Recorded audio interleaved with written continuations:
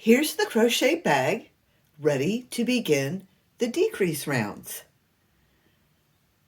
It's quite plain, a solid color of all single crochets, but I think it's lovely. I like it quite a lot, and it goes pretty quickly. Crochet goes pretty quickly. I think the pattern calls for you to do your single crochet rounds a total of, I have the pattern here, I'll take a look.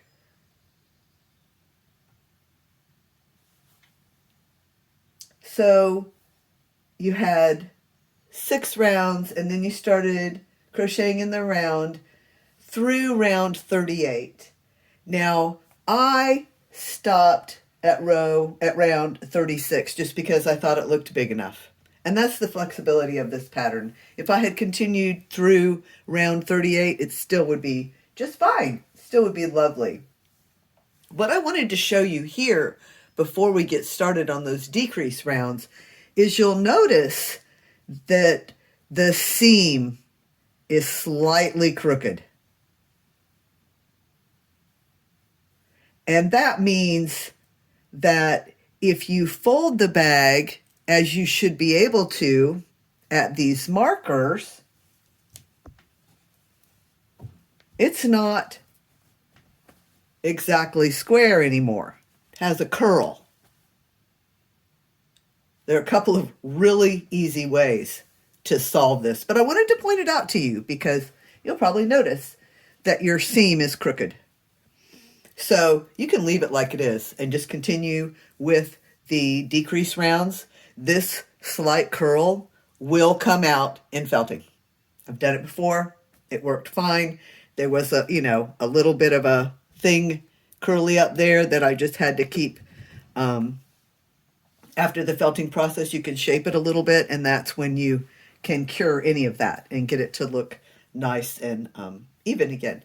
Or, and this is what I'm going to do, or you can shift your marker a few stitches to the left and start those decrease rounds a few stitches to the left. Just move your beginning stitch over. And then you're starting those rounds here where you're going to create a more even fold for the decrease rounds. Again, it's not necessary to do that, but that is what I'm going to do. I am going to move my marker 3 stitches to the left. 1, 2, 3. Then I'm going to place it here so that instead of this stitch being the first stitch in my round, this stitch is the first stitch in my round. And I just single crochet over to there.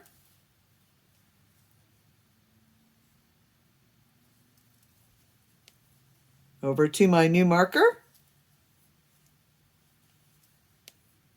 And then this is the first stitch in my round. Of course, I'll need to adjust this marker as well. That's not hard to do. And then we're going to join in this first stitch, just as we would otherwise with a slip stitch and a chain and a crochet in that a single crochet in that first stitch. And you'll notice I left my marker in while I did all that. I like to do that because then that stitch stays marked. When I have my new stitch I want to mark created, then I move my marker. That helps me keep track. So this is a decrease round, and we're going to decrease as we usually do, 4, like we do with the increases. We increase 4 stitches on a round. We're going to decrease 4 stitches on each round. We have 64 stitches. We'll end up with 60 stitches. So that means we will have 30 stitches between each marker. So I did my first single crochet. The very next stitch is a decrease.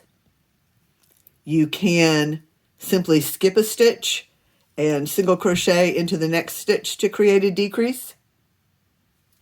Or another method is to work in both of those stitches, insert hook, pull up loop, insert a hook, pull up a loop, and pull through all 3 loops, and you've created a decrease.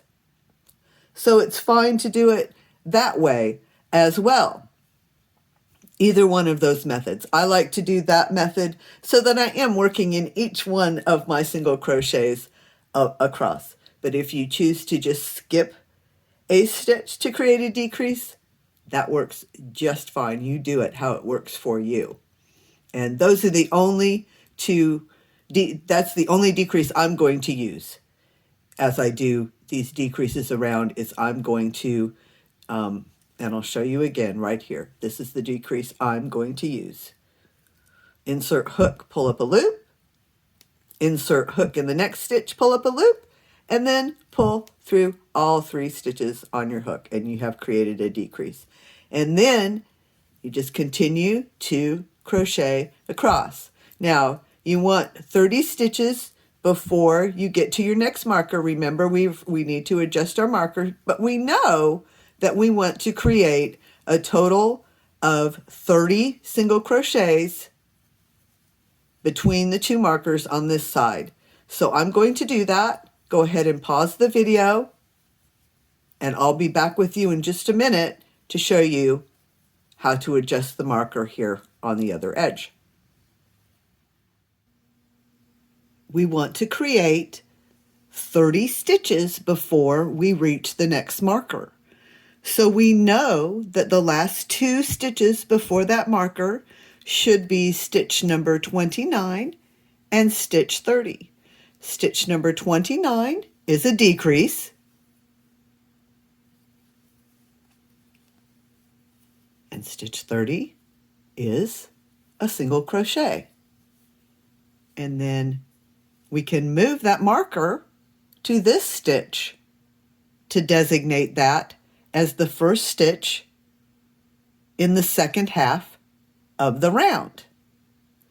So when I say there's 30 stitches between the markers, let me clarify that's not quite correct. What you have is a marker that marks the first stitch, the last stitch is stitch 30, then a marker that marks the first stitch of the second half of the round, and 30 stitches to create the 60 in the round. I hope that's clear. Please ask questions if it's not. So this is going to be the first stitch in the second half of the round, and I'm going to make a single crochet in it and move the marker to it. The next stitch is a decrease, and then continue to single crochet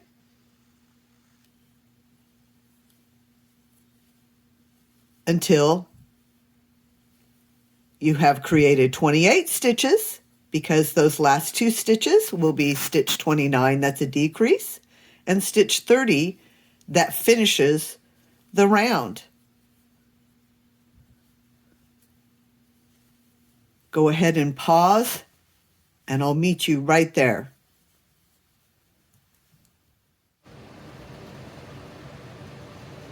A decrease stitch for stitch number 29, a single crochet for stitch number 30 on, like I said, the second half of the round. So this marker designates the beginning of the round.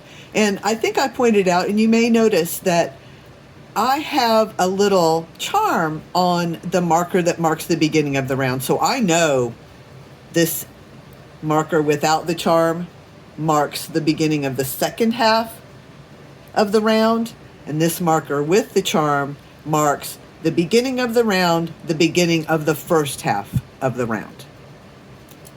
So we have completed that decrease round. We've decreased 4 stitches, so we now have 60 stitches. I'm going to join in the first stitch by a slip stitch chain, and then single crochet in that first stitch. And you'll notice I did all that with my marker in there. That way that stitch continues to be marked. And then I'm able to move the stitch marker. Sorry about that, I got tangled. Move the stitch marker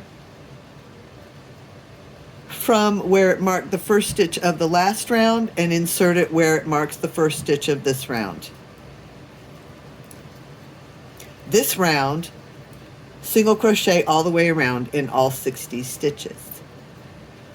The next round will be a decrease round, and so you will place the decreases just as we did on this round, and you will have 56 stitches. Do another round of single crochets, decrease one more round, create one more decrease round for a total of 52 stitches. Crochet around one more time with those 52 stitches, and then we'll be back to talk about how to attach the strap.